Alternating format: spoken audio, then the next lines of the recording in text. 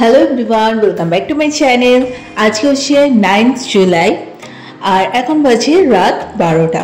তো আজকে আমার ভাইয়ের জন্মদিন, তাই আগের পর্বে তোমরা দেখলে যে এই কেকটা আমি মিয়মর দিয়ে ভাইয়ের জন্য অলরেডি সন্ধ্যাবেলা এনেই রেখে দিয়েছিলাম, আর একটা চকলেট ওর জন্য নিয়ে এসেছি। তো সুন্দর করে একটু সাজিয়ে গুছিয়ে ওকে দিলাম।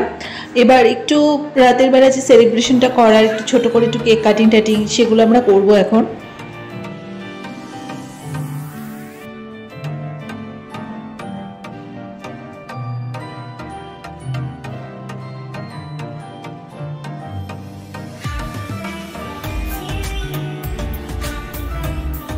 তো রাতের পরে সকালের পাটটা নিয়ে আবার তোমাদের সাথে একটু আসলাম। আজকে একটুখানি ঘুম দিয়ে উঠতেও ইচ্ছে করছিল না, তো যাই হোক, তো সকাল সকাল উঠে দেখি মা অলরেডি রান্নাবান্না শুরু করে দিয়েছে।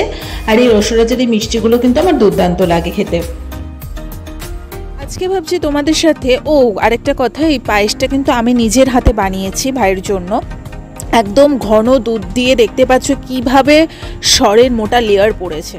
তো বার্থডে বয়ের বার্থডে স্পেশাল লাঞ্চটা দেখিয়ে দিচ্ছি। ও বেসিক্যালি কোনো কিছু খেতেই ভালোবাসে না যখন গরম গরম মাটন থাকে ওর কাছে, তাই মা ভাবছিল ভাজা ভুজি হ্যানা ত্যানা করবে, বাট ও সবার মধ্যেই নেই।